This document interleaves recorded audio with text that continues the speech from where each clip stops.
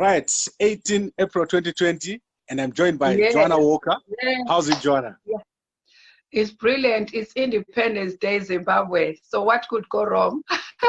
Ah, fantastic. It's Yeah, a I love it. perfect day. It's a perfect Yes. day. Okay. I think So what have you been doing? It's our first lockdown independence. Oh my God. Yeah. Yeah, it's terrible. Yes. Yeah. How has this lockdown affected your business? I mean, like, the Airbnb, booking.com and all that is like complete shutdown, zero. Okay. So, yes, that's what it is. Yeah, it's just completely shut down because they're also trying that people can try to come to certain areas and use these accommodations. So it will defeat the purpose. So they just want to control the flow of people. So now it's really shut down unless it's requested for essential services for key workers and things like that. So it's just zero. So how do you see this going? How long will it take for you to recover your business? How long is a piece of string? Yeah. Yeah, I know. So we were taking it a day at a time, but as entrepreneurs, this is time to be creative. So the way I'm going now, I've already started inquiries. I'm going to inquire with local authorities to offer their houses because they are fully furnished. They comply with all the regulations already. So I'm trying to turn it around into supported living, where councils and social service and other charities like the domestic violence staff, they may need to house families or house key workers or certain vulnerable people. So that's the way I'm looking into that now for the time being. And then I'm sure that would be rolling on. And then we see how things go, because who knows, this may change the whole business scenario forever. But I think that the thing to do with accommodating vulnerable people, supported living, temporary accommodation, for scenarios like that, I think that can be, quite an ongoing business in the short term. Okay. Oh, good. So I understand that you were in the Maldives. How did that go? Oh, I'm sorry to say, in the midst of all this, it was fantastic, fabulous, yes. Out of this world. That place is amazing. It was my first time going there.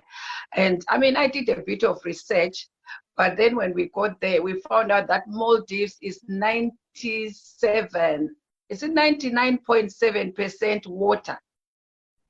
So everything is just on water. We lived on water, like underneath you, water everywhere, surrounded by water. I've never seen so much water in my life. So it was fabulous. It's a beautiful place, really, really beautiful. But as you know, I mean, we decided to go because we phoned the airline, phoned the resort. They said there's no change. So we made a decision to go, although it was like, just before everything was shut down. So we were fortunate enough that we managed to go as scheduled and come back as scheduled. But it was amazing how everything was just still so normal, especially at the airport at Gatwick. It was business as usual. We went into the lounge. We were just sitting there. Our temperatures were not checked. I think they just asked us on check-in, where have you been in the last, 2 weeks? So we told them we'd been to Oslo, because we'd been to Oslo like 5 days before that. So they said also she checked which countries and said, okay, so there we were. But when we got to the Maldives, straight from the plane, before we even got on the shuttle, temperatures were taken on our foreheads. And then before we got on the seaplane, because there's a seaplane, that takes off from the water and lands on the water. Yes. So that was my first time as well to be on a seaplane. So before we were waiting in the lounge to get on the seaplane, when we queued there, we were also temperatures were checked. And then when we got to the resort itself, before we got on the boat, our temperatures were checked. When we got off the boat to get on the resort, our temperatures were checked, and we're given gloves and masks. And so I was surprised that in England, it was like business as usual, but all these other places, like in Maldives where we were, were being checked. Okay, so now when you came back to the UK, did you have to go into quarantine? What happened? We did it on our own volition because obviously, to be fair, we know what to do now. So earlier on, when people were coming from holidays, however, they were tested, and they were checked their temperatures. They were quarantined. So no one told us, even said that, oh, so when you get home you should self-isolate. Or no one told us that, and there was nothing at the airport. The airport was eerily quiet and empty, but no information at all about, oh, since you've been out of the country, you should self-isolate. So we decided when we came we had prepared some supplies before we left. So on our way here, we picked up some more stuff. So we just came, we self-isolated for 14 days. So then after that, we joined the lockdown, obviously. So same difference really, but we did self-isolate from everyone, relatives and so on. We haven't seen any of our relatives, or I haven't seen my children face to face, or my sisters who live nearby. It's just been me and my husband. Okay. And do you know anyone who's been affected, anyone who got infected by the coronavirus? People have, like, to be honest, even I was beginning to feel things, psychologically, this thing really plays on your mind. So I couldn't say that I haven't heard it or what, because I can tell you, oh, it was funny. As you can see, I'm asthmatic, but my asthma is under control. So the way I was breathing into this thing on a daily basis just to check my lung, sometimes you feel, oh, I'm feeling clammy. Oh, Chris, please touch. I'm feeling this. I was feeling all sorts of things. Yeah. And then this one, maybe even, I'm not exaggerating, maybe up to 10 times a day. Oh my God. Yeah, and when your nose, like, you start sneezing, oh my God, what's happening. So I think this thing of not being tested, I think it's psychologically, it's I think it's very depleting, to be honest. It's horrible to self-isolate, because it's like you're waiting to feel something, and then you're waiting for something to come, to feel something, and then, oh, am I ill or not?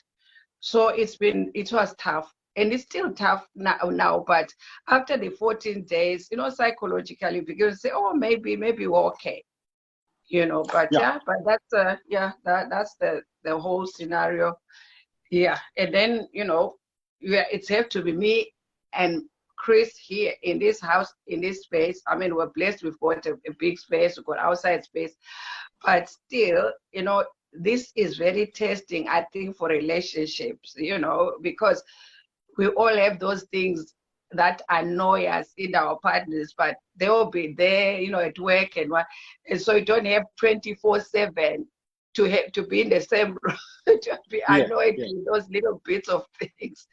Yeah, so it's affected me, but I've just chosen that, not to look too far ahead, and sort of try to take a day at a time, a week at a time, and just live life and be as productive as possible.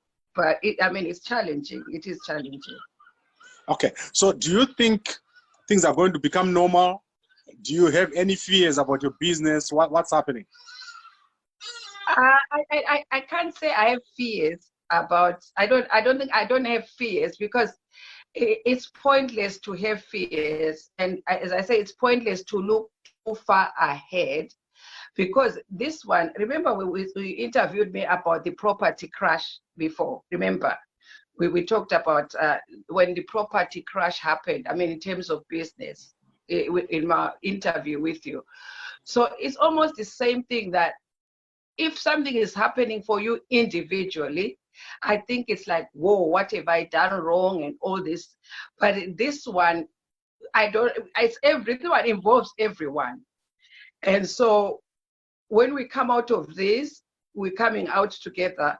But as I say, for this property business, I mean, there are opportunities there already, even in the current environment. So it's just diversifying.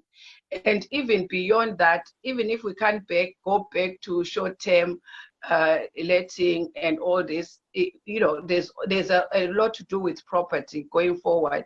And who knows, with whatever happens in this, a lot of people may need to be housed. Some people may not have parents. Some people, may be affected by these things. So accommodation will always be needed. And so in terms of the property business, I'm not so scared. I see that there are opportunities. And then obviously the other businesses as well, because we're discussing today in our masterminds that people are a bit apprehensive. They don't want to buy or commit to something long-term because we're in this self-preservation mode. And also there's a fear that, even buying a new dress, when will I wear it? What if I die? People are thinking and talking like that. So, so it's just, just riding the tide and also fine-tuning what we already have, and then maybe reevaluating, what we were doing and so on. But so that's my take. Okay, Joanna, this has been a very nice discussion. It's getting dark here. You can see behind me, it's been raining. Yeah, okay. So Brilliant. let's just wrap up. What do you want to say before we leave? No, I just want to encourage people, that it is tough, especially for relationships. It is tough, and this is time. If your relationship was already, like rocky, I think it's tough. But you know what? Like now I'm talking to you, technology is still working. And just get in touch with people that you normally talk to, and just keep in touch with people and talk to people and say what is happening to you, or with you within your household, the challenges you are facing. At this time, I've seen that people have become even more generous. So you shouldn't be alone. Get in touch with people, say what the problem is, ask for help. And if you're in a domestic violence situation, there's still help out there. But it's also time as couples for us to just sit down and, check out and reboot our relationships. That's all I can say. All right, thank you very much, Joanna Walker. Next week, I want us to maybe talk about the new projects that you've got or anything interesting that you're up to. Yeah, absolutely. Absolutely. And then remember that one, which I really want to do, the relationships bit, the relationships one. I think at this time that would help a lot of people, to be honest. The love thing, let's talk about love. Let's talk about love, that one. Yeah? Okay. Thank you very much, Joanna. I'll talk to you again next week. All right. You're welcome.